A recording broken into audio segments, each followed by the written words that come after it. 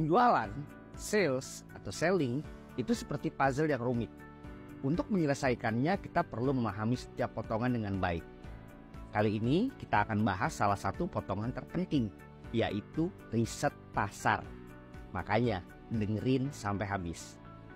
Kita harus mengerti, riset pasar itu bukan cuma tugasnya tim marketing saja, tapi juga tugas kita sebagai seorang sales atau penjual yang andal. Riset ini penting banget untuk ngertiin siapa sih audiens kita, apa yang mereka suka, apa yang mereka butuhkan, dan apa yang bikin mereka klik sama produk atau jasa yang kita tawarkan. Contoh gampangnya begini, kamu misalnya jualan sneaker, sepatu. Ya kamu harus tahu dong, tren sneaker apa yang lagi digandrungi anak muda. Apakah mereka lebih suka yang warna-warni atau yang minimalis? Dengan riset, kami bisa dapat jawabannya.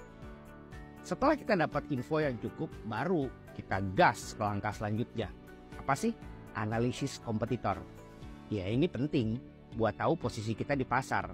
Misalnya ada brand sepatu yang lagi naik daun karena desainnya yang unik. Kita bisa belajar dari mereka. Tapi perlu diingat, jangan hanya bisa niru. Kita juga harus punya ciri khas tersendiri. Terus ya kita juga harus update sama tren terkini. Jangan sampai ketinggalan kereta. Misalnya, sekarang ini banyak yang pakai aplikasi sosial media, misalnya TikTok.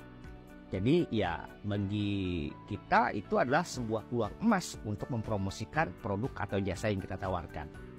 Terakhir yang paling penting juga, jangan lupa juga buat interaksi sama audiens. Tanya pendapat mereka, buat mereka merasa terlibat. Misalnya bikin polling di story sosial media, mau itu Instagram ataupun TikTok.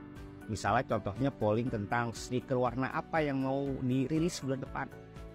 Jadi ya itu caranya buat riset pasar yang bisa langsung kamu terapkan. Ingat, riset itu kunci sukses kita di dunia penjualan dan pemasaran. Jadi jangan malas. Semangat terus dan selalu jadi yang terdepan.